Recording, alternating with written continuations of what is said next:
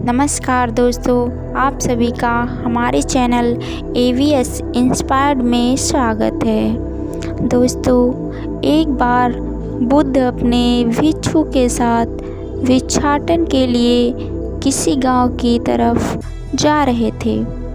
तभी अचानक बुद्ध के पैरों में कांटा लग गया। कांटा इतना तीक्ष्ण था कि चुभते ही रक्त की धार निकलने लगी। बुद्ध के भिक्षु ने रक्त को रोकने के लिए एक कपड़ा फाड़कर बुद्ध के पैर पर बांध दिया। इस घटना को कुछ लोग देख रहे थे, जो कि बुद्ध से बहुत ईर्ष्या करते थे। उन्होंने बुद्ध से कहा कि हमें तो तुम्हें परम ज्ञानी समझते थे, लेकिन दर्द को तुम भी सहन नहीं कर सकते हो।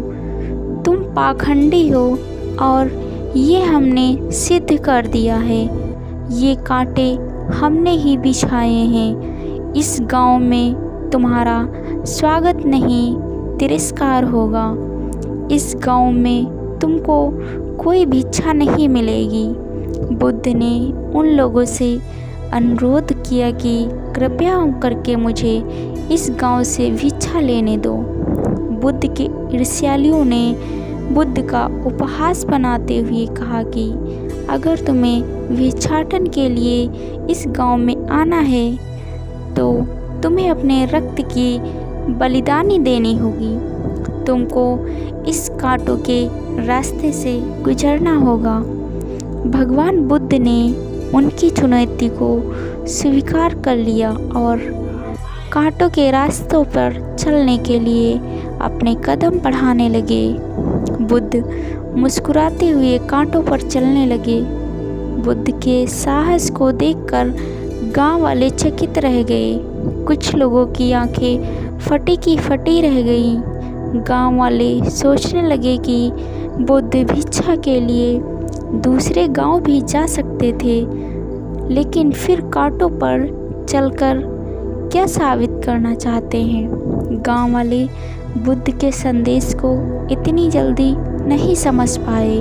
यहाँ पर बात भिक्षा की नहीं, बल्कि जीवन को बदलने की थी। गांव वालों की भीड़ में एक सुमित नाम का युवक था, जो बुद्ध पर हो रहे अत्याचार को देखकर द्रवित हो गया। सुमित दौड़ कर गया और बुद्ध के पैरों के सामने से कांटे को हटाने लगा। बुद्ध के ईर्ष्यालु ने सुमित को रोकने लगे और गांव से दाना पानी न देने की धमकी देने लगे। सुमित ने किसी की ना सुनी और कांटों को हटाते हुए बोला, हे भगवान, आप इन मुट्ठी भर लोगों के अपने आप को कष्ट मत दीजिए। आप गांव में प्रवेश कीजिए। बहुत सारे लोग आपको भिक्षा देने के लिए आतुर हैं। बुद्ध ने सुमित को अपने पास बुलाया और आशीर्वाद देने लगे। सुमित पीछे हट गया। हे भगवान, आप मुझे छूकर अपने आप को अपवित्र और दूषित ना करें। महात्मा बुद्ध ने कहा, तुम अपने आप को दूषित क्यों कहते हो? स्पर्श से कभी कोई भी दूषित नहीं होता है। मनुष्य तो लोभ, लालच, घृणा, ईर्ष्या से दूषित होता है। तुम्हारे अंदर तो प्रेम भरा है। तुम दूसरों का सुख चाहते हो। तुम तो पवित्र हो। बुद्ध के बोल सुनकर कुछ लोग बोले, तुम तो अपने आप को बड़े ज्ञानी कहते हो। तुमको जाति का कोई ज्ञान ही नहीं है। तुम पाखंडी हो। बुद्ध बड़े ही शांत स्वभाव से कहते हैं, मानव से मानव की मानवता छीनना पाखंडी की निशानी है। मुझे पाखंडी बोलकर यदि आपको संतोष मिलता है तो मेरे लिए दुख का कोई विषय नहीं है। कुछ लोग बुद्ध पर बरस पड़े, परंतु यह तो धर्मशास्त्र है, फिर यह पाखंड कैसे हुआ? बुद्ध कहते हैं, हमारी उत्पत्ति इसी सृष्टि में हुई है।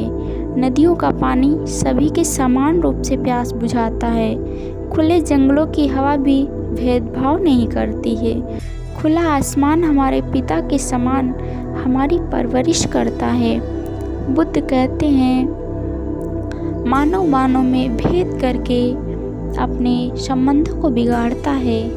बुद्ध के वचन के बाद कुछ लोग कहते हैं, आप इतना ही कहते हैं तो सुमित को अपना भिक्षु क्यों नहीं बना लेते।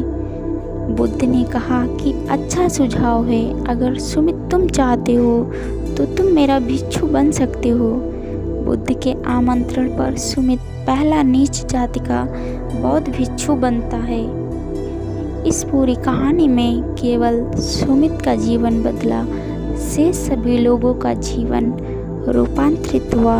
दोस्तों, अगर आपको यह कहानी पसंद आई हो तो लाइक और शेयर और हमारे चैनल को सब्सक्राइब करें।